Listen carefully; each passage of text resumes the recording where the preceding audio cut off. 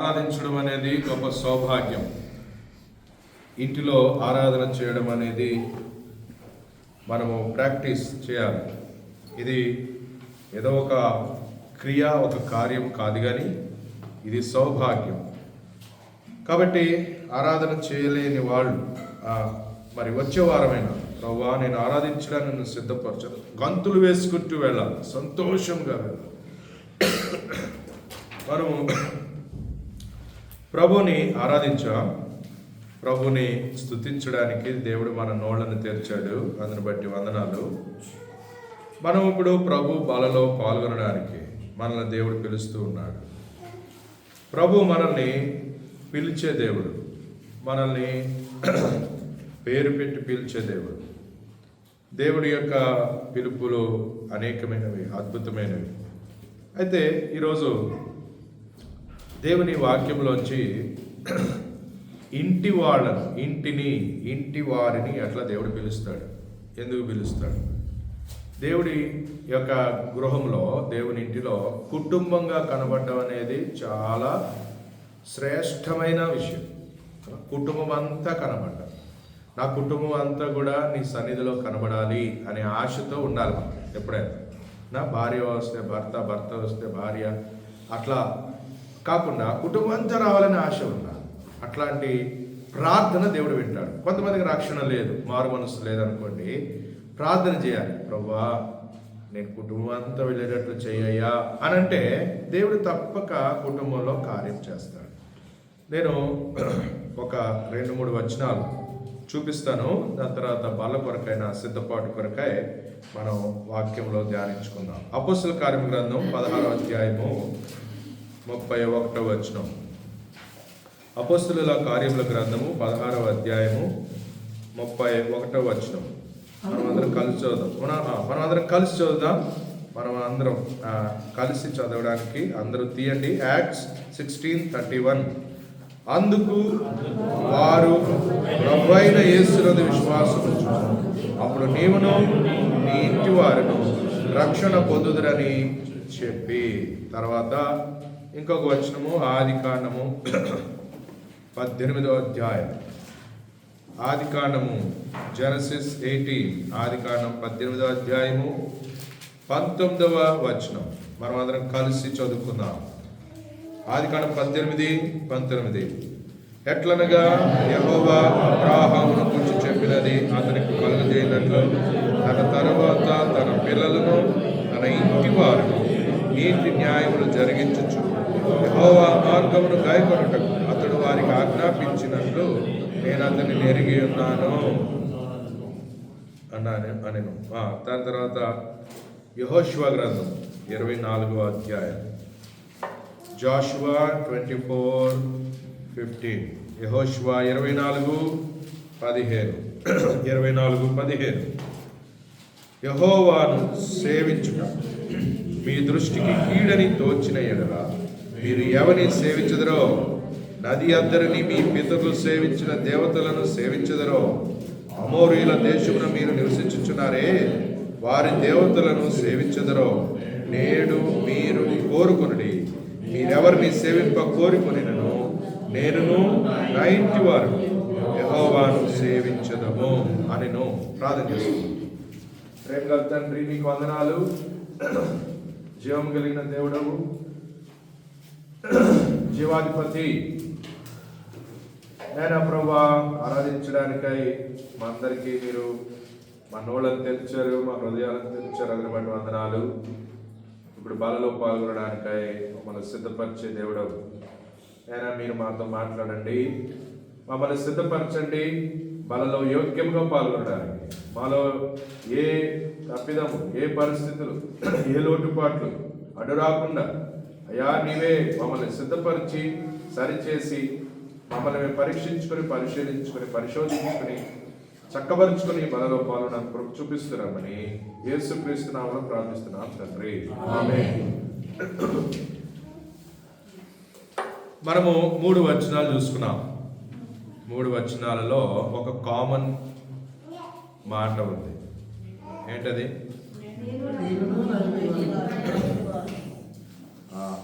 ఇంటివారు అనేది కామన్.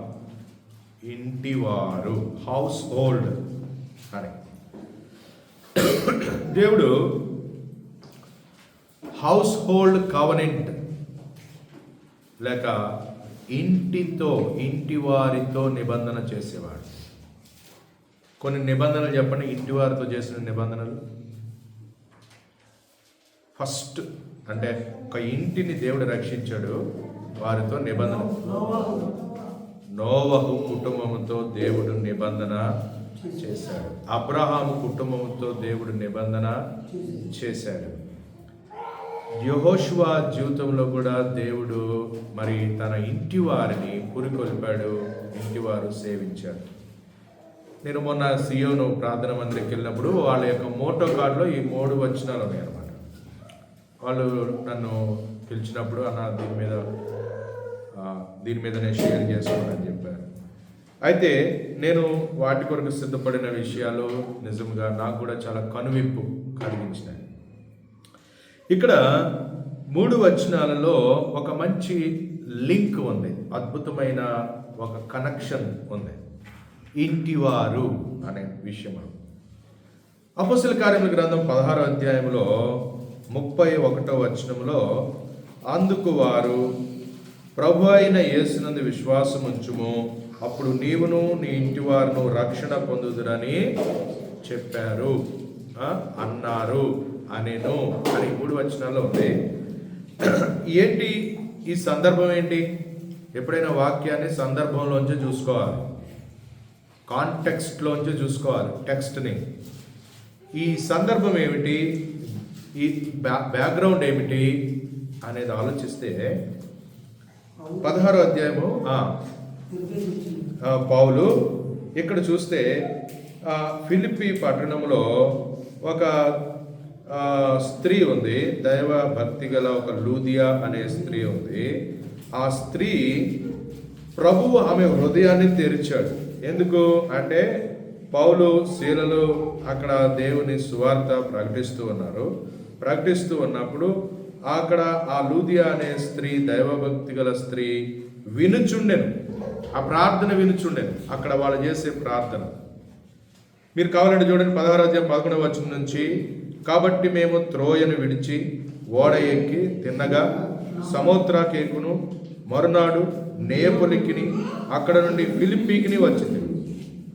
మాసిదోనియా దేశంలో ఆ ప్రాంతమునకు అది ముఖ్య పట్టణమును, రోమీల ప్రవాస స్థానమునై ఉన్నది.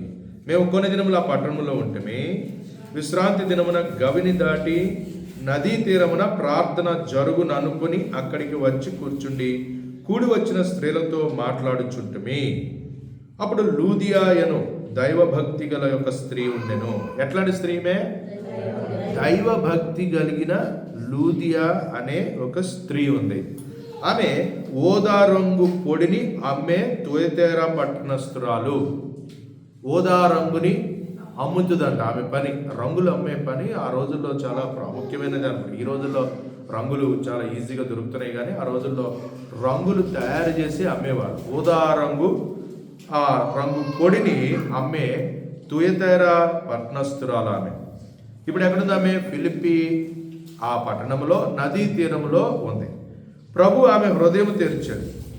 ఎప్పుడు? పౌలు శీలలు మాట్లాడుతూ ఉన్నారు, ఆ స్త్రీలతో మాట్లాడుతున్నప్పుడు ఈమె కొంచెం దైవభక్తి ఉంది. ఈమెకి దైవభక్తి కొంచెం ఉంది. దేవుడు ఎవరిని రక్షిస్తాడు, ఆకర్షించుకుంటాడు అని అంటే, దేవుణ్ణి వెతికే వారిని ఆయన రక్షిస్తాడు. ఆయన వెతుకుతాడు, ఆయనకు దొరికిన వారు ఆయనను వెతికేవారే ఉంటారు. ఆయనను వెతికిన వారిని ఆయన రక్షిస్తాడు. ఆమె హృదయం తెరిచింది కనుక పౌలు చెప్పిన మాటలు యందు లక్ష్యముంచింది. పౌలు ఏం చెప్తాడు? ఎప్పుడు చెప్పినా, ఏం కూర ఉండేవమ్మా, ఏం పండగకి ఏం చేసావు, లేకపోతే అవి ఇవి ఆ మాటలు, వేస్ట్ మాటలు మాట్లాడడం పౌలు. మన క్రైస్తవ జీవితంలో కూడా మనం ఒకరితో ఒకరు మాట్లాడుకునేటప్పుడు ఏం మాటలు మాట్లాడాలి?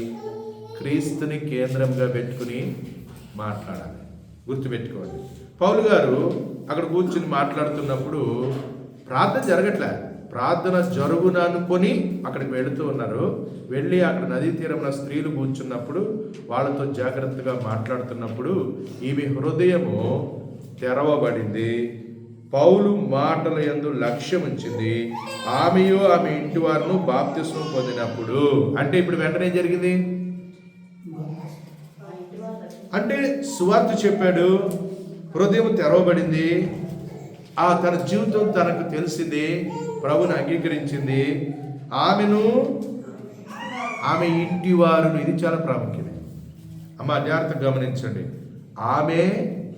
ఆమె ఇంటి వారు బాప్తిస్మం పొందారు. స్త్రీ మొట్టమొదటిగా ఇంటిలో రక్షణ అనుభవంలోకి వచ్చింది అనుకోండి, పురుషులు రావడం చాలా ఈజీ, అంటే కొంచెం కష్టమైన ఒక సులువైన పద్ధతి. అదే పురుషుడు రక్షింపబడ్డాడు అనుకోండి, స్త్రీలు కొంచెం కష్టమే. మొన్న ఒక బ్రదర్ యుఎస్ నుంచి వచ్చాడు. నేను ఇంతకుముందు సియోనికి వెళ్ళినప్పుడు ఆ బ్రదర్ అప్పుడే వచ్చాడు, అమెరికా నుంచి వచ్చాడు. దయాకర్ అన్న వాళ్ళ ఫ్రెండ్ అంట. దయాకర్ అన్న అప్పుడు పిహెచ్డి చేయడానికి కర్నాల్ అనే ప్రదేశానికి వెళ్ళాడంట. అంతకుముందు ఇక్కడ హెబ్రోన్ కాంపౌండ్ ఏరియాల్లో అక్కడ దయాకర్ అన్న, తనతో పాటు ఈ సహోదరుడు, అప్పుడు అన్నిడే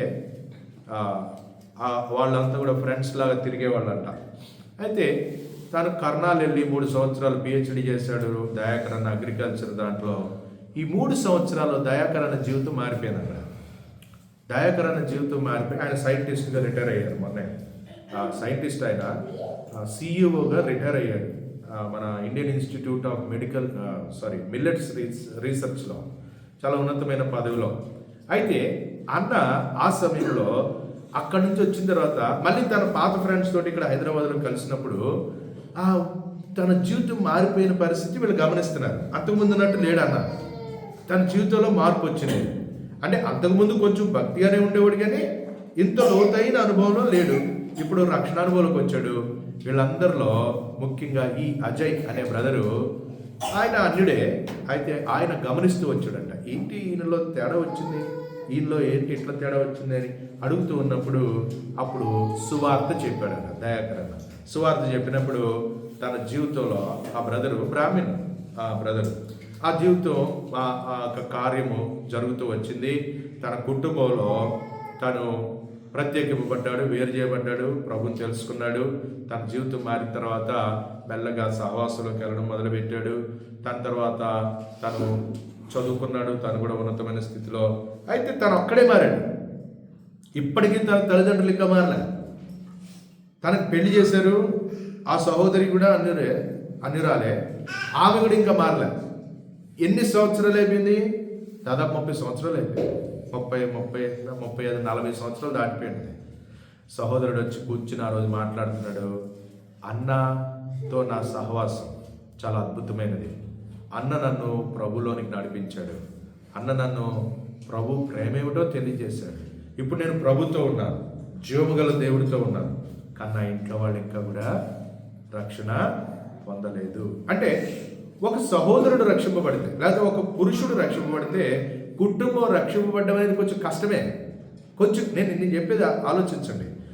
అదే సహోదరి రక్షింపబడింది అనుకోండి, కుటుంబంలో ఇప్పుడు ఈ యొక్క లూదియా అనే అమ్మ ఇంట్లో నేను ప్రభునందు విశ్వాసము గలదానని ఆమె ఇంటివారును బాప్తిసం పొందినప్పుడు నేను ప్రభునందు విశ్వాసం గలదానని మీరు ఎంచితే నా ఇంటికి వచ్చి ఉండండి వాళ్ళని బలవంతం చేసింది. అంటే ఈ స్త్రీ రక్షణ పొందింది, ప్రభులో తను విశ్వాసం ఉంచింది, తన ఇంటి వారందరూ బాప్తిసం పొందారు. అమ్మ జాగ్రత్త, భర్త రక్షణ పొంది భార్య పిల్లలు రక్షణ పొందకపోతే చాలా వేదన. ఆ బ్రదర్ అజయ్ చెప్తున్నాడు, I have all things brother but one thing lacking, my wife is not yet saved. నా భార్య ఇంకా రక్షణ. ఎంతో వేదన అండి, ఇది చాలా బాధ. ఎప్పుడు ఏమనిపిస్తుంది అంటే రాత్రులు, అయ్యో నేను చనిపోతే నేను ప్రభుత్వ పరలోకంలో ఉంటా, నా భార్య చనిపోతే ఆమె ఎక్కడ ఉంటుంది, నేను చనిపోతే ప్రభుత్వ పరలోకంలో ఉంటా, నా తల్లిదండ్రులు రక్షణ పొందలేదు, వాళ్ళు చనిపోతే ఎక్కడికి వెళ్తారు అనే వేదన చాలా ఎక్కువ ఉంటుంది. ఈ లోకంలో ఉన్నంత వరకు ఉంటుంది అది. అందుకే ప్రార్థన ఏదో పోరాటంలాగా జరుగుతూ ఉంది. బ్రదర్ చెప్పిన సాక్ష్యం మీకు ఎందుకు చెప్పానంటే, లూది అమ్మ తన కుటుంబాన్ని రక్షించుకుంది, తన ఇంటి వారు రక్షింపబడ్డారు. సరే, వీళ్ళు లూదియా ఆ కుటుంబము అద్భుతంగా రక్షణానుభవంలోకి వచ్చారు, బాప్తిసం పొందారు. బహుశా ఆ నది దగ్గరే బాప్తిసం తీసుకున్నారేమో నాకు తెలిసి. ఇప్పుడు మేము ప్రార్థనా స్థలానికి వెళ్ళుచుండగా, ఇప్పుడు వాడు ఇంకా ప్రార్థనా స్థలానికి అంటే జస్ట్ ప్రార్థన వెళ్ళడానికి బయలుదేరారు, బాప్తిస్మ కార్యక్రమం జరిగింది. మనకు బాప్తిస్మ కార్యక్రమం అంటే ఏంటి? అట్టహాసం, పెద్ద దానికి ప్రిపరేషన్లు, మళ్ళీ దానికి ఫోటోలు, దానికి గ్రూపుల్లో పెడతాం. అంత అవసరమా? బాప్తిస్మము అనేది లోపల జరిగిన పనిని బయటకు సాక్ష్యం ఇవ్వడమే. రక్షణానుభవంలో ఉన్న వ్యక్తి నేను రక్షింపబడ్డాను, నా ప్రభు నన్ను రక్షించాడు అని చెప్పే ఒక క్రియ, ఒక కార్యమే బాప్తిస్మము సాక్ష్యం. దానికోసం పెద్ద అట్టహాసాలు అవసరం లేదు. నువ్వు ఈరోజు రక్షణానుభవంలోకి వచ్చావు అనుకో, నీకు బాప్తిసం కావాలంటే సేవకులకి, ఇక్కడ బాధ్యత గల సహోదరులకి చెప్తే వాళ్ళు బాప్తిసం కోసం వెంటనే ఏర్పాటు చేస్తారు. దానికోసం పెద్ద ఇదేం అవసరం లేదు. ఆదిమ సంఘంలో అట్లనే జరిగింది. సో ఇప్పుడు వీళ్ళు ఈ కుటుంబ రక్షణ పొందిన తర్వాత వీళ్ళు మార్గంలో వెళ్తున్నారు. అయితే సోది చెప్పే ఒక దయ్యం పట్టిన చిన్నది, మీకు తెలుసు, ఆ చిన్నది అక్కడ సర్వోన్నతుడైన దేవుడు వస్తున్నాడు, మీకు రక్షణ మార్గాన్ని తెలియజేస్తున్నాడు అని కేకలు వేస్తూ చెప్తూ ఉంటే పౌలు వ్యాకుల పడ్డాడంట. ఎవరైనా మనకు సపోర్ట్ చేస్తున్నారు అనుకోండి, మనం వీధిలో వెళ్తున్నాం, వీళ్ళు వాళ్ళు అన్నిలే, కానీ వీళ్ళు దేవుని గురించి చెప్తారు మీకు అని చెప్తా ఉంటే మనం ఏమంటాం? అబ్బా, దేవుడే గొప్ప కార్యం చేస్తున్నాడండి, వాళ్ళని ఉపయోగించుకుంటున్నాడు, మనకి అడ్వర్టైజ్మెంట్ చేస్తున్నాడు అనుకుంటాం. కానీ పౌలు అట్లా అనుకోలేదు. పౌలు వివేచన ఆత్మ కలిగిన వాడు. పౌలుకి వ్యాకులం వచ్చింది. ఇదేంటి రెగ్యులర్గా ఇదే మాట చెప్తా ఉంది? చూడండి, సర్వోన్నతుడైన దేవుడి దాసులు అని చెప్తున్నప్పుడు వీళ్ళు ఉప్పొంగాలి, కానీ వ్యాకుల పడ్డాడు ఎందుకు? జాగ్రత్త గమనించండి. పౌలు ఇక్కడ క్రింద అనేక దినముల నుంచి అది జరుగుతుంది కనుక పౌలు వ్యాకుల పడి దాని వైపు తిరిగి, నీవేమైనా వదిలిపోమని యేసుక్రీస్తునామని ఆజ్ఞాపించుచున్నానని దయ్యంతో చెప్పినప్పుడు వెంటనే అది ఆమెను వదిలిపోయింది. దయ్యంకి తెలుసు బాగా, దెయ్యాలలో ఎథీస్టులు ఉండరు ఎవరు అంటే, మీకు అర్థం అవ్వదు. దెయ్యాలలో, డెవిల్స్లో నాస్తికులు ఉండరు. నాస్తికులుగా ఉండే మూర్ఖులు మనుషుల్లోనే ఉంటారు. దెయ్యాలకు అన్నీ తెలుసు, యేసు సర్వోన్నతుడి దేవుని కుమారుడు. దేవుని వాక్యంలో చూడండి, దెయ్యాలు దేవుణ్ణి సర్వోన్నతుడు దేవుని కుమారుడు అని యేసు ప్రభుని ఆరాధిస్తూ వస్తున్నాయి. కానీ దేవుడికి అట్లాంటి ఆరాధనలకు అవసరం లేదు. దేవునికి ఆత్మతో సత్యంతో చేసే ఆరాధనలు కావాలి. అయితే ఇక్కడ ఆ చిన్నదాని లోపల ఉన్న దెయ్యాన్ని వెళ్ళగొట్టాడు పౌలు. వెళ్ళగొట్టినప్పుడు ఇప్పుడు ఆ చిన్నది కూడా వెంబడించడం మొదలుపెట్టిందేమో. ఇప్పుడు ఆ చిన్నదాన్ని ఉపయోగించుకుని సోది చెప్పేవాడు తెలుసా, మన ఊళ్ళలో వస్తారా, సోది చెప్తాం. వాళ్ళు అవి మాటలు చెప్పి డబ్బులు తీసుకుని పోతారు కదా, వాళ్ళ పని అదే. ఇప్పుడు ఈ అమ్మాయిని కొంతమంది మరి వాడుకుంటూ ఆమె ద్వారా సంపాదన పొందుతున్నారు. అయితే ఇప్పుడు ఈ దెయ్యం వెళ్ళిపోగానే ఈ చిన్నపిల్ల కూడా సోది చెప్పట్లేదు అనుకుంటా, మారిపోయిన జీవితం. ఇప్పుడు వీళ్ళకి 19వ వచనం చూడండి, ఆమె యజమానులు తమ లాభ సాధనం పోయినని చూచి పౌలును శీలను పట్టుకుని గ్రామపు చావిళ్ళలోనికి అధికారులు ఎదుకు ఈడ్చుకుని పోయారు. ఏమైంది ఇక్కడ? కామర్స్, డబ్బులు పోయినాయి. ఒక అమ్మాయి దయ్యము నుంచి విడిపించబడిన తర్వాత తన జీవితం మారిందని వీళ్ళు సంతోషించక మన లాభం పోతుందని బాధపడుతున్నారు. ఈ రోజున బయట యేసు ప్రభువుని సువార్తను అడ్డగించే వాళ్ళందరి పని ఇదే. వాళ్ళ తాగుడు వ్యాపారం, వాళ్ళ యొక్క మత వ్యాపారము, దానికి అడ్డుబండ వస్తుంది. యేసు ప్రభుని నమ్ముకుంటే తాగుడు ఉండదు, యేసు ప్రభుని నమ్ముకుంటే వ్యభిచారం ఉండదు, యేసు ప్రభుని నమ్ముకుంటే నానా రకాలైన ఎగురుడులు, కేకలు వేయడం అవి ఉండవు, అవన్నీ మారిపోతాయి. కాబట్టి మాకు డబ్బులు రావు, అందుకనే సువార్తను అడ్డగిస్తారు. సువార్తను ఎందుకు అడ్డగిస్తారు అనంటే వాళ్ళ యొక్క బిజినెస్ దెబ్బతింటది. మీరు కావాలంటే ఎఫ్ఎస్సిలో ఉన్న వాళ్ళని కూడా చూడండి. ఆ ఆర్తిమీ దేవి దాని విగ్రహాలు చేసుకునే వాళ్ళందరూ కూడా యేసు ప్రభుని నమ్ముకుంటే వీళ్ళు విగ్రహారాధన చేయరు, మా దేవి దేవతల యొక్క విగ్రహాలు అమ్ముడుపోవు కాబట్టి మా బిజినెస్ అంతా కూడా లాస్ అయిపోతుంది, కాబట్టి మేము దీన్ని వ్యతిరేకిస్తున్నాం. యేసు ప్రభుని ఎందుకు వ్యతిరేకిస్తారో తెలుసా? ఈ లోకం యేసు ప్రభుని అంగీకరించిన వాళ్ళు పరిశుద్ధంగా జీవిస్తారు. పరిశుద్ధంగా జీవిస్తారంటే తాగరు, తందనాలు ఆడరు, సినిమాలకు వెళ్ళరు, మేళాలకు వెళ్ళరు, నానా రకాలైన విషయాల్లో వాళ్ళు తలదూర్చరు. మరి ఇవన్నీ లాస్ కదా. దాన్ని బట్టి ఇక్కడ పౌలును శీలను పట్టుకుని వాళ్ళు ఈడ్చి పారేస్తున్నారంట. ఎందుకంట? ఒక చిన్నది రక్షణ అనుభవం వచ్చింది, అక్కడ దేవుడు స్వస్థత లేకపోతే రక్షణ కార్యం జరిగిస్తూ ఉన్నాడు. ఇప్పుడు ఆ ఊరిలో ఉన్నవాళ్ళు, ఆ ఫిలిప్పి పట్టణంలో ఉన్న వాళ్ళందరూ కూడా ఆ పౌలును శీలను పట్టుకెళ్ళి జైల్లో పెట్టారు. జైల్లో పెట్టేసిన తర్వాత, జైల్లో ఉన్న తర్వాత పౌలు శీలలు మరి అక్కడ జైల్లో ఏం చేస్తున్నారు? పౌలు శీలలు కీర్తనలు పాటలు పాడుతున్నారు, ప్రార్థన చేస్తూ ఉన్నారు. చేస్తూ ఉన్నప్పుడు అక్కడ ఒక్కసారి అమాంతంగా తలుపులన్నీ తెరుచుకుని పోయినాయి, పునాదులు అదిరిపోయినాయి, చెరసాల మహాభూకంపం కలిగింది. ఇవన్నీ జరిగిపోగానే తలుపులన్నీ తెరిచి ఉండడం చూచి ఖైదీలు పారిపోయారు అనుకుని చెరసాల నాయకుడు ఏం చేయాలనుకున్నాడు తెలుసా? కత్తి దూసి తాను సూసైడ్ చేసుకోవాలనుకున్నాడు. దేవుని వాక్యము మనల్ని సూసైడ్ చేసుకునేటట్లు చేస్తుందా, జీవించేటట్లు చేస్తుందా? ఎవరు క్రైస్తవులుగా విశ్వాసులుగా సూసైడ్ చేసుకోరు, గుర్తుపెట్టుకోండి. మనల్ని దేవుడు రక్షించాడు. ఒకవేళ కఠిన పరిస్థితులు, ఇబ్బందులు ఉన్నప్పటికీ కూడా మనకు సహించే శక్తిని దేవుడు ఇస్తాడు. ఇప్పుడు ఈ చెరసాల నాయకుడు క్రైస్తవుడు కాదుగా, ఇంకా క్రీస్తుని అంగీకరించలేదుగా. తనకి భయం వచ్చింది. ఏంటో తెలుసా? రోమా ఆ యొక్క చట్ట ప్రకారము ఒకవేళ ఎవరైనా కానీ ఒక్క ఖైదీ అయినా జైల్లోంచి తప్పించుకుంటే ఆ చెరసాల నాయకుడు ఉంటాడు కదా, జైలర్ ఉంటాడు కదా, తనకు మరణ శిక్ష విధిస్తారు. ఇప్పుడు ఈ చెరసాల నాయకుడికి ఈ తలుపులు తెరుచుకున్నాయి, ఇదంతా గందరగోళం అయిపోయింది, చిమ్మ చీకటి అయిపోయింది, అందరూ పారిపోయి ఉంటారు. ఎందుకంటే తలుపులు తెరుచుకోగానే వెంటనే ఏమవుతారు? అక్కడ ఉన్న ఖైదీలందరూ పారిపోతారు కదా. అది న్యాచురల్గా జరగాల్సింది. కానీ ఇక్కడ చాలా మరి అద్భుతంగా ఒక మాట చూడండి. అప్పుడు పౌలు, నీవు ఏ హాని చేసుకోవద్దు, మేమందరం అక్కడే ఉన్నామని బిగ్గరగా, ఎక్కడనే ఉన్నామని బిగ్గరగా చెప్పాడు. అప్పుడు అతడు దీపం తెమ్మని చెప్పి లోపలికి వచ్చి వణుకుచూ పౌలుకును శీలకును సాగిలపడి, అయ్యా మీరు మా ప్రాణాన్ని, నా ప్రాణాన్ని మీరు కాపాడారు అన్నట్టుగా సాగిలి పడిపోతున్నాడు పౌలుకి శీలకు. ఎవరండి? చెరసాల నాయకుడు. ఎవరినైతే ఈయన మరి ఖైదీలుగా బంధించి లోపల పెట్టాడో ఆ చెరసాల నాయకుడు ఇప్పుడు ఖైదీల పాదముల మీద పడ్డారు. అద్భుతం అనిపించట్లేదా మీకు? ఒక నాయకుడు, ఒక చెరసాల నాయకుడు. అప్పుడు సాగిలపడి వారిని వెలుపలికి తీసుకుని వచ్చి, వీళ్ళు లోపలే ఉన్నారు, వీళ్ళు కదలలేదండి, గుర్తుపెట్టుకోండి. పౌలు శీలలు వాళ్ళని ఎక్కడ పెట్టారో అక్కడే ఉన్నారు. క్రైస్తవుల యొక్క డిసిప్లిన్ ఎట్లా ఉంటుందంటే, మీకు ఒక స్థానాన్ని లేకపోతే ఒక పరిస్థితిని దేవుడు కల్పించాడంటే దానికి కట్టుబడి ఉంటాము.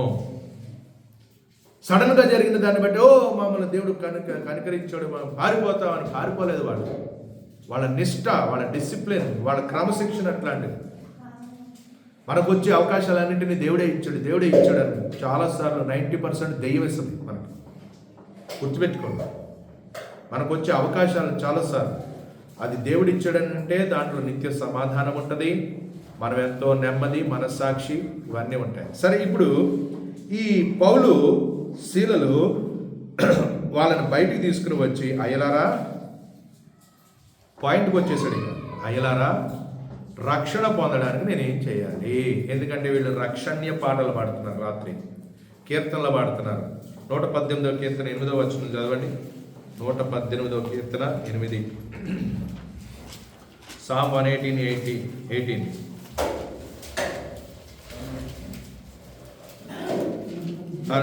చదవండి. 15 క్షమించండి. నీతిమంతుల గుడారములలో రక్షణను గూర్చిన ఉత్సాహ సునాదం వినబడును. ఇక్కడ చూడండి, నీతిమంతుల గుడారములలో రక్షణను గూర్చిన ఉత్సాహ సునాదము వినబడును. ఇప్పుడు పౌలు శీల అనే ఇద్దరు నీతిమంతులు ఉన్నారు, వాళ్ళని జైల్లో పెట్టారు. ఎక్కడ ఇద్దరు లేక ముగ్గురు ఉంటారో వారి మధ్యలో దేవుడు ఉంటారని చెప్పాడు. ఇప్పుడు అది దేవుని నివాసమైంది. ఇప్పుడు నీతిమంతుల గుడారముగా అయిపోయింది. అక్కడ నీతిమంతుల గుడారంలో రక్షణను గురించిన ఉత్సాహ సునాదం వినబడుతుంది. ఇప్పుడు జైలర్ క్వార్టర్లు కూడా అక్కడే ఉంటాయి. ఆ క్వార్టర్లో ఉన్నాడు, ఈ పాటలు వినబడుతున్నాడు. ఈ రక్షణ పాటలు, సువార్త పాటలు వినబడుతుంటే ఈ అద్భుత కార్యం జరగంగానే ఇప్పుడు జైలర్ వచ్చి, అయ్యా నేను రక్షణ పొందడానికి నేనేమి చేయాలి? మీరు చెప్పండి, రక్షణ పొందడానికి ఏం చేయాలి?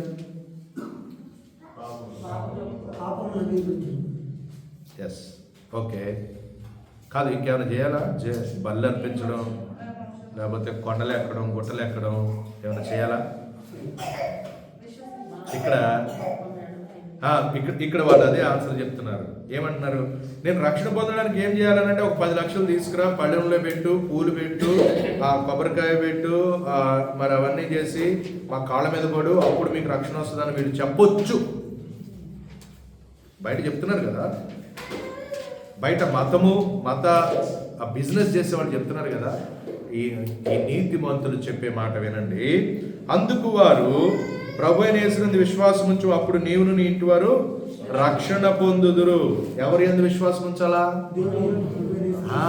ప్రభు అయిన యేసునందు. ఇక్కడ చాలా ప్రాముఖ్యమైన మాట, ప్రభు అయిన యేసునందు. ఇప్పుడు జైలు అధికారి ఉన్నాడండి. ఎవరి అధికారం, ఎవరి ఆర్డర్ని బట్టి తను ఆ యొక్క ఉద్యోగం పొందాడు? ఇప్పుడు తెలంగాణ గవర్నమెంట్లో ఉద్యోగం వచ్చింది, మనం చెప్పుకుంటాం. ఎవరిచ్చారు నాకు ఉద్యోగం అంటే ఏం చెప్తారు జనరల్గా? గవర్నమెంట్ ఇచ్చింది. చాలామంది ఎన్టీఆర్ ఉన్నప్పుడు వచ్చిందండి, లేకపోతే రాజశేఖర రెడ్డి గారు ఉన్నప్పుడు వచ్చిందండి ఆ ఉద్యోగం. అంటే ఎవరు నాకు ఉద్యోగం ఇచ్చారని చెప్తారు? రాజశేఖర రెడ్డి ఇచ్చాడు, ఎన్టీఆర్ ఇచ్చాడు, ఇంకొకరు ఇచ్చారు అని చెప్తారు కదా. ఇప్పుడు ఈ జైలర్కి ఎవరు ఉద్యోగం ఇచ్చారు? రోమా సామ్రాజ్యంలో రోమా చక్రవర్తి అయిన ఆ యొక్క కైసరు అంటే లార్డ్, ప్రభు. కైసరు తప్ప ఇంకొకరిని ఎవరిని ప్రభు అనకూడదు వాళ్ళు అనమాట. అంటే యాజ్ ఏ ఎంప్లాయీ, అది కూడా ఒక ఉన్నతమైన స్థానంలో ఉన్న ఒక ఎంప్లాయీ ఎవరిని ప్రభు అనాలి అంటే కైసరుని మట్టుకే ప్రభు అనాలి. ఇప్పుడు వీళ్ళు ఏం చెప్తున్నారు? ప్రభు అయిన యేసు అంటున్నారు. ఈయన ఒక్కసారి అంటే ఏమనుకుంటాడో, సరే యేసునందు విశ్వాసం ఉంచట్లేదు. వీళ్ళు ముందు ఒకటి పెట్టారు, ఎందుకంటే ప్రభులకు ప్రభు ఆయన. ప్రభు అయిన యేసునందు విశ్వాసం ఉంచాలంటే ఈయన వెంటనే ఏం చేశాడు? అతని ఇంటినున్న వారికి అందరికీ దేవుని వాక్యాన్ని బోధించారు ఇంకా విస్తృతంగా. చూడండి, రక్షణ పొందడం అంటే ఏదో కడుపు నొప్పి తగ్గింది, కాళ్ళ నొప్పి తగ్గింది అనే సాక్ష్యాలు ఇస్తారు చాలామంది. అది నిజమైన రక్షణ అనుభవం కాదు. రక్షణ అనుభవం ఎప్పుడైనా వాక్యం విన్న తర్వాత, సువార్త విన్న తర్వాత మన జీవితము ఆ సువార్తలో మనం సరిపోల్చి చూసుకొని ప్రభు ఎదుట మన పాపంలో ఒప్పుకుంటాం, అప్పుడు రక్షణ అనుభవంలోకి వస్తాం. ప్రభు యేసుక్రీస్తు వారు నా కొరకే చనిపోయి సమాధి చేయబడి తిరిగి లేచాడు అనేది సువార్త. ఈ సువార్తలో శక్తి ఉంది. ఈ సువార్త విన్నవారు ఎయిదర్ నువ్వు రక్షింపబడతావు లేదా శిక్షింపబడతావు. బిల్లీ గ్రహాం గారు ఎప్పుడో ఒక మాట అంటారు, నిజంగా సువార్త ఒక్కసారి విన్న తర్వాత ఆ వ్యక్తి ముందులా ఉండడంట. ఎయిదర్ నువ్వు దేవుని తృణీకరించావు లేదా అంగీకరించావు. మధ్యస్థానం ఇంకోటి ఉండదు, న్యూట్రల్ ప్లేస్ ఇంకోటి ఉండదు. Either you accept lord are reject lord. ఇక్కడ ఈయన యేసుక్రీస్తునందు, ప్రభు అయిన యేసునందు విశ్వాసం ఉంచు అని చెప్పినప్పుడు, ఆ వాక్యమును విన్నప్పుడు రాత్రి ఆ గడియలోనే అతడు వారిని తీసుకుని వచ్చి వారి గాయములు కడిగెను. వెంటనే అతడును అతని ఇంటి వారందరూ బాప్తిస్మము. లూదియమ్మ ఇంటి వారందరూ కూడా, జైలరు బాప్తిస్మము, కుటుంబం అంతా కూడా బాప్తిస్మం. ఫిలిప్పి సంఘము అందుకే చాలా ప్రత్యేకమైన సంఘం. ఇప్పుడు క్రింద చదవండి. మరియు అతడు వారిని ఇంటికి తోడుకుని వచ్చి భోజనం పెట్టి దేవుని యందు విశ్వాసం ఉంచిన వాడై తన ఇంటి వారందరితో కూడా ఆనందించెను. ఫిలిప్పి పత్రికకు ప్రత్యేకమైన పేరు ఉంటుందండి, ఆనంద పత్రిక. The epistle of Joy, rejoicing. Philippi పత్రిక అంటే ఇక్కడున్న ఫిలిప్పీ సంఘమే ఇక్కడే ఏర్పడింది. లూదియా జైలర్, ఆ యొక్క దెయ్యం పెట్టిన పుతోను అనే దెయ్యం పెట్టిన అమ్మాయి, వీళ్ళందరూ కొంతమంది కలిపి చిన్న మందే అక్కడ సంఘంగా ఏర్పడ్డారు. అక్కడ ఆనందము సంతోషం వచ్చింది. తర్వాత జైలు అధికారికి ఏమవుద్దా లేదా అనేది అవన్నీ పట్టించుకోలేదు జైలు అధికారి. నేను రక్షణ పొందాను. ఇప్పుడు వీళ్ళు జైల్లో పెట్టబడ్డారు, కానీ జైలు అధికారి విడిపించబడ్డాడు. ఎవరు విడిపించబడ్డారు? జాగ్రత్త గమనించండి. వీళ్ళు జైల్లో పెట్టబడ్డారు, కానీ బంధింపబడినట్లుగా వీళ్ళు లేరు. వీళ్ళు స్వేచ్ఛతో ఉన్నారు, స్వాతంత్రంతో ఉన్నారు. కానీ అసలు బంధింపబడిన వ్యక్తి ఎవరు? జైలు అధికారి. స్వేచ్ఛతో ఉన్నాను అనుకుంటున్నాడు. ఈ రోజున అనేక మంది అదే రీతిగా ఉన్నారు. మేము చాలా స్వేచ్ఛగా ఉన్నాం, మేము చాలా స్వాతంత్రంగా ఉన్నామని. కానీ పాపములకు మరి భయంకరమైన ఆ యొక్క అనేకమైన రుగ్మతులకు మరి అప్పగింపబడిన వారై వాళ్ళు బంధింపబడ్డారు. కేవలం చెప్పుకోవడానికి వాళ్ళకు స్వేచ్ఛ ఉందనుకుంటున్నారు, స్వాతంత్రం ఉందనుకుంటున్నారు. నిజమైన స్వేచ్ఛ స్వాతంత్రము మన సంఖ్యలు వేసినప్పటికీ కూడా మన ప్రభువులో ఉంది. అందుకని ఇక్కడ ఇంటి వారందరూ ఆనందించారు. ఇక్కడ చూస్తే ఒకటి గమనిస్తే, మరి పౌలు శీలలు ఎప్పుడు భోజనం చేశారో తెలియదండి కదా. వాళ్ళు ఎప్పుడు బయలుదేరారు?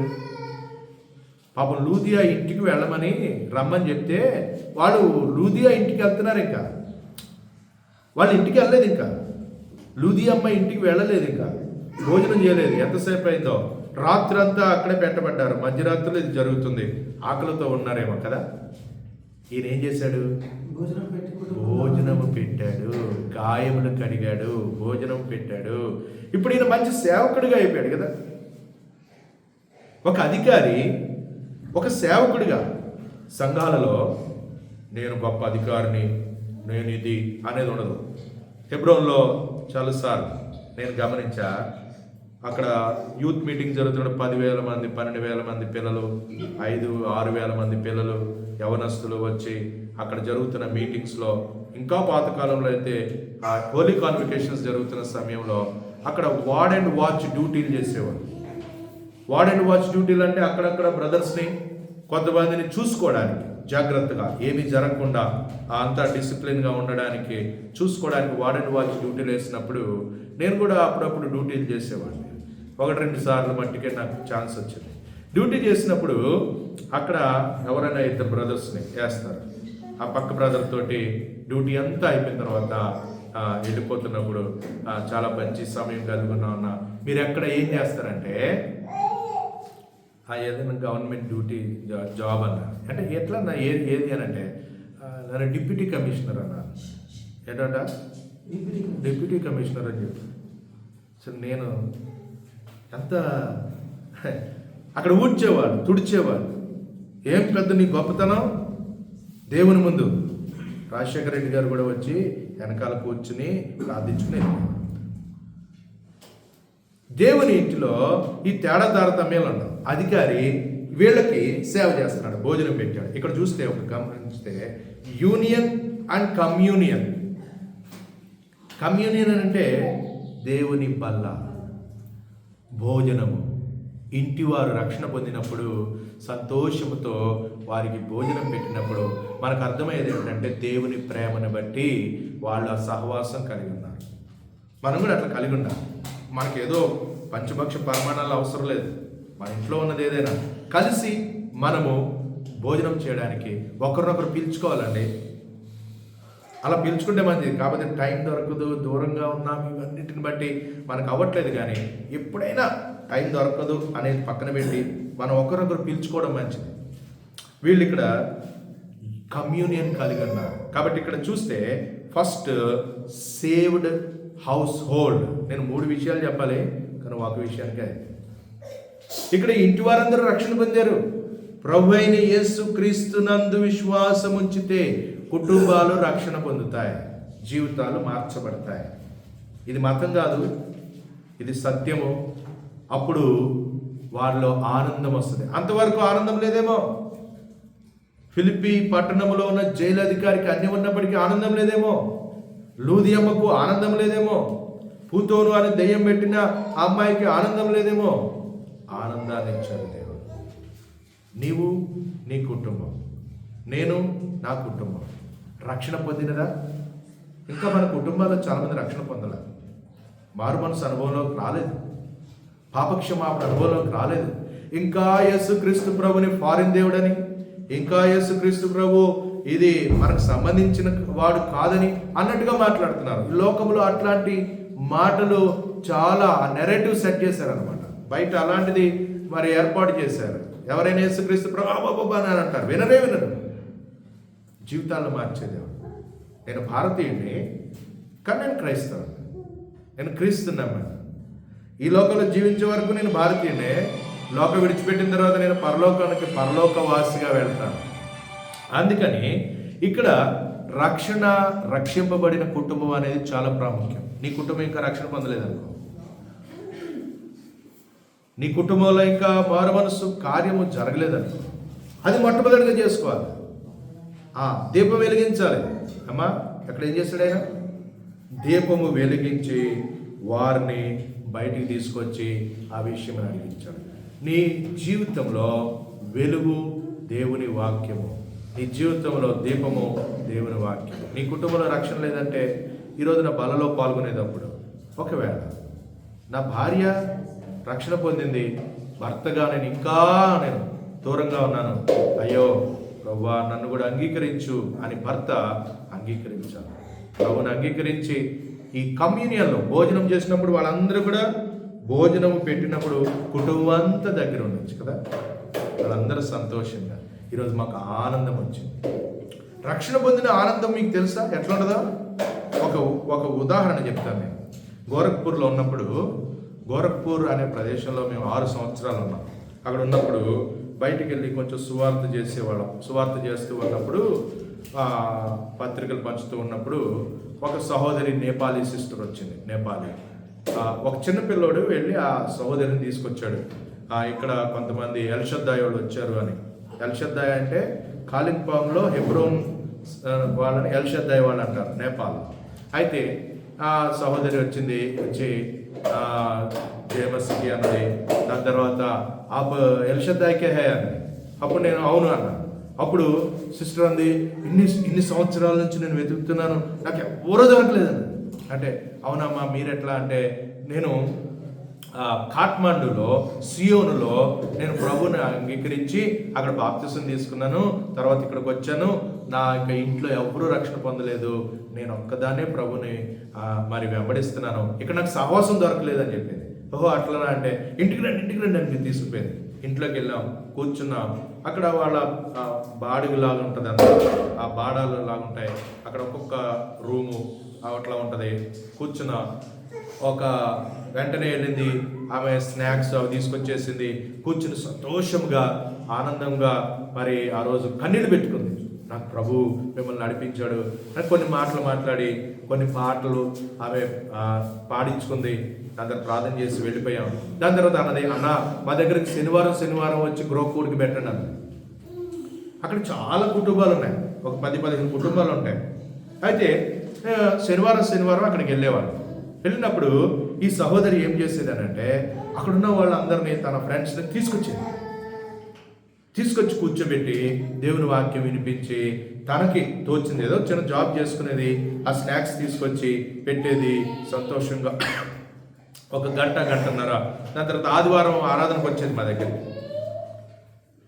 మేము చాలా కొద్దిమందిగా గ్యాదర్ అయ్యేవాడు. దాని తర్వాత అలా జరుగుతున్న క్రమంలో ఒకసారి ఒక యవ్వన సహోదరుడు, మీటింగ్ అయిపోయింది ఆ రోజు, గృహకూడికి అయిపోయింది. సాయంకాలం 4 గంటలకు వెళ్తాం మేము, 5-5:30కి అయిపోద్ది. అన్న ఒక యవనస్తుడు ఉన్నాడు, మీ దగ్గర మాట్లాడాలంటున్నాడు, తను కొంచెము మీతో మాట్లాడాలి అని, తన బుద్ధిస్ట్ అనమాట, తను మాట్లాడాలంటున్నాడు అని అంటే, సరే రమ్మని చెప్పమ్మా అన్న. ఇప్పుడే రమ్మన్నాను. రమ్మని చెప్పు అని అంటే, ఆయనకి ఆనందం లేదంట, సంతోషం లేదంటారా, దాని గురించి మాట్లాడాలంటున్నాడు. సరే రమ్మని అంటే వేరే రూమ్లో కూర్చుంటే అబ్బాయి వచ్చాడు. యవనస్తుడు, ఆర్మీలో పనిచేస్తున్నాడు. అతను 22-23 ఏళ్ళు ఉంటాయి. ఆర్మీలో పనిచేస్తున్న ఆ సహోదరుడు వచ్చాడు. వచ్చి ముజే నాకు ఆనందం లేదు, నాకు సంతోషం లేదు అని చెప్తా ఉన్నాడు. సరే నేను అన్నాను, నేను చెప్పే మాటలు కొన్ని విను అని చెప్పి సువార్త చెప్పాను. సింపుల్గా యేసు ప్రభు గురించి చెప్పాను, రక్షణ గురించి చెప్పాను. యేసు ప్రభు వారు చేసిన కార్యం గురించి, శిలువ కార్యం గురించి చెప్పాను. చెప్పి నీకు ఆనందం లేకపోవడానికి గల కారణం ఏంటంటే నీలో ఉన్న పాప జీవితము, దాన్ని విడిచిపెట్టడానికి దేవుడు నీకు సాయం చేస్తున్నాడు, నువ్వు అంగీకరిస్తావా అన్నాడు. అంటే నేను ఇప్పుడే అంగీకరిస్తాను అన్నాడు. అంటే ఈయనేందబ్బా ఇంత తొందరగా రియాక్ట్ అవుతున్నాడు, నాకు డౌట్ వస్తుంది. నాకు డౌట్ వస్తే నేను అన్నాను, సరే మోకాళ్ళ మీదకి రా అన్నాను. నేను మోకాళ్ళ మీదకి వచ్చాడు. సరే నువ్వు పాపినని ఒప్పుకుంటున్నావా అన్నాడు. అవును, నేను పాపంలో ఉన్నాను, నాకు తెలుసు అన్నాడు. సరే అయితే నీ పాపాలను ఒప్పుకొని యేసు ప్రభువా నన్ను క్షమించు, నా జీవితంలోనికి రా అని అంగీకరిస్తావా అంటే కరుంగా అన్నాడు. నేను చెప్పకముందు తను ప్రార్థన మొదలుపెట్టి తనకు వచ్చిరాని ప్రార్థనలో, కానీ నిజంగానే యేసు ప్రభువా నా జీవితంలో నా పాపాలను క్షమించు, నువ్వు నిజంగా పాపాలు క్షమించే దేవుడు అంట కదా, నా జీవితంలోకి ఆనందం తీసుకురా అని అన్నాడు. అయిపోయింది. ఆమె ఏం చెప్పాడు, నేను తర్వాత ప్రార్థన చేశాను. అప్పుడు అన్నాడు, భయ్యా 1 మినిట్ ఆద్దాం అన్నాడు. బయటికి వెళ్ళాడు. మళ్ళీ అంటే ఎంతపై ఏం చేస్తాడు ఇవన్నీ నాకు అర్థం అవట్లే, ఏదన్నా నాకు అంటే వేరే రకంగానే అనుకున్నాను. మళ్ళీ బయటికి వెళ్ళాడు. సరే నేను అన్నాను, సిస్టర్ మరి మేము వెళ్ళొస్తామన్నా. ఒక 5 నిమిషాలకు మళ్ళీ వచ్చి అన్నాడు, భయ్యా మై సబ్కో బతాది అంటున్నాడు. నేను అందరికీ చెప్పేశాను అంటున్నాడు. మా ఇంట్లో మా అమ్మకి, మా నాన్నకి చెప్పాను, మా వదినమ్మకి చెప్పాను, మా అన్నకి చెప్పాను, నా జీవితం మారిపోయిందని చెప్పాను, నాకు ఆనందం వచ్చిందను. అరే ఇంత తొందరగా నాకే డౌట్, ఎట్లున్నా నీకు ఆనందం వచ్చిందా? నిజమంటే నిజంగా ఆనందం వచ్చింది, యేసు ప్రభు నా హృదయంలోకి వచ్చాడు అని చెప్తున్నాడు. ఓకే మంచిది, చాలా సంతోషము అని తన లీవ్ అయిపోతుంది. ఎల్లుండి వెళ్ళిపోవాలి, 24 రోజులు లీవ్లో నేను వచ్చాడు. ఎక్కడ సియాచిన్ గ్లేషియర్లో ఉంటాడు. సియాచిన్ గ్లేషియర్ అంటే చాలా మంచు ప్రదేశం అది. అక్కడ సరే మళ్ళీ నేను వెళ్ళిపోయేటప్పుడు ఇంకొక క్వశ్చన్ అన్నాడు. ఏంటన్నా నేను ఏ యూనిట్, ఆర్మీ యూనిట్లు అయితే ఉన్నానో అక్కడ బుద్ధుని విగ్రహం ముందు దీపం వెలిగించాలి. ఆ పని నాది, ఎందుకంటే నేను ఒక్కడనే నా యూనిట్లో బుద్ధిస్ట్. అయితే నేను ఆ పని చేయొచ్చా అన్నాడు. ఇప్పుడు చెప్పండి మీరు, నేనేం చెప్తాను? ఇప్పుడు ఆర్మీ డ్యూటీ. అప్పుడు నేను అన్నాను, నేను ఎయిర్ ఫోర్స్ కదా, ఇప్పుడు మనకి లైట్లు వేయడం అనేది కూడా డ్యూటీయే ఉంటుంది. ఇప్పుడు మా పెన్స్ అన్నీ చాలా ఉంటాయి, వాటిని అన్నింటినీ లైట్లు వేసి రావడం అనేది డ్యూటీ ఉంటుంది. నేను అన్నాను, అది ఒక డ్యూటీగా అనుకుని నువ్వు చెయ్యి, దేవుడు నీకు సాయం చేస్తాడు, తర్వాత ప్రభుని వెంబడించు అని చెప్పాను. దాని తర్వాత తను సంతోషంగా వెళ్ళిపోయాడు. తర్వాత నేను సిస్టర్ని అడిగాను, భయ్యాజీ పతానే బహుత్ ఖుష్ థావో అన్నది. అక్కడ నుంచి వెళ్ళిపోయాడు, యూనిట్కి వెళ్ళిపోయిన తర్వాత అప్పుడు పెద్ద ఫోన్లు ఉండేవి కాదు, సియాచిన్ గ్లేషియర్లో అసలు ఉండేది. అయితే తర్వాత సిస్టర్కి మెసేజ్ పంపించాడంట, एक బైబిల్ भेजिए मुझे, నాకు బైబిల్ మొత్తం పంపించు, నేపాలీ బైబిల్ పంపించిందంట సిస్టర్. దాని తర్వాత ఇంకొక అద్భుతం ఏం జరిగిందంటే, ఆ యూనిట్కి తను వెళ్ళకముందే ఇంకొక బుద్ధిస్ట్ సీనియర్ అక్కడికి ట్రాన్స్ఫర్ అయ్యాడు. ఒక సీనియర్ బుద్ధిస్ట్ ఇంకొక ఎవరో అక్కడికి ట్రాన్స్ఫర్ అయ్యాడంట. ఇప్పుడు ఏమైంది, ఆ డ్యూటీ దేవుడు తప్పించాడని ఒక రేడియో కొనుక్కుని వాక్యం వింటూ ఆ బైబిల్ చదువుకుంటూ తను ఎక్కడున్నాడో తెలియదు, పరలోకంలో కలుసుకుంటాం, తెలియదు నాకు ఎక్కడున్నాడో, తర్వాత నాకు కలవలేదు. కానీ నేను చూసింది ఏంటంటే తన కళ్ళలో ఆనందం. ఈరోజు మనం ప్రభుని అంగీకరించాం, నిజంగా ఆనందం మనకుందా? దేవుని ఇంట్లో భోజనం చేస్తున్నాం, నిజంగా ఆనందం మనకుందా? ఏదో ఊరికి చెప్పుకుంటున్నాం క్రైస్తవులు అని, అవమానకరంగా జీవిస్తున్నామేమో. ప్రియ సహోదరుడ సహోదరి, ఈ ఆనందమును తక్కువగా తీసుకోవద్దు. యేసు ప్రభు నీకు నాకు ఆనందం ఇవ్వడానికే ఈ రీతిగా తను బలియాగం చేసుకున్నాడు. ఆయనను అంగీకరించి సంపూర్ణ ఆనందంతో మనం జీవిద్దాం. సేవ్డ్ హౌస్, రక్షింపబడిన కుటుంబంలో ఉండే ఆనందము అంతా ఇంత కాదు. ఇంకా నీ కుటుంబంలో రక్షణ సంపూర్ణంగా లేదా, ఈరోజే ప్రభుని అంగీకరించిన మనము ఎవరైతే విశ్వాసులుగా ఉంటున్నామో ఆనందమును ప్రతిరోజు అనుభవిద్దాం. భోజనములో పాల్గొందాం, మనం సిద్ధపరచుకుందాం.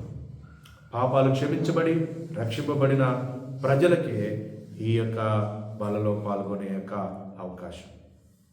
నీవు అట్లా జీవిస్తున్నావా? ఆనందంతో జీవిస్తున్నావా? లేక లోక ఆనందాల వైపు పరిగెడుతున్నావా? లోక ఆనందాలు, లోక ఆకర్షణలు కొద్ది క్షణమే, కానీ అవి దేవుడి నుంచి దూరపరచడానికి దుష్టుడు వాడే పన్నాగా. జాగ్రత్త పడదాం, ప్రభులో ఆనందిద్దాం, ప్రభు కొరకు జీవిద్దాం, మన కుటుంబాలను రక్షించుకుందాం. అమ్మా, ఇది మతం కాదు, మరొకసారి చెప్తున్నాను. లోకములో అనేక మంది దీనికి వ్యతిరేకంగా మాట్లాడేవాళ్ళు. ఇది మతము కాదు, జీవితాలను మార్చే ఏకైక మార్గం. యేసుక్రీస్తు ప్రభుని అంగీకరించిన వారు సంతోషంగా, ఆనందంగా ప్రభుని వెంబడిస్తారు. ఈ లోకం విడిచిపెట్టిన తర్వాత ఆయనతో పాటు ఉంటారనే నిరీక్షణ. అందుకే బలలో పాల్గొనడానికి ముందు మనం పరీక్షించుకుంటాం. ఎస్, నా ఆనందం ఎట్లా ఉంది? Am I rejoicing in lord?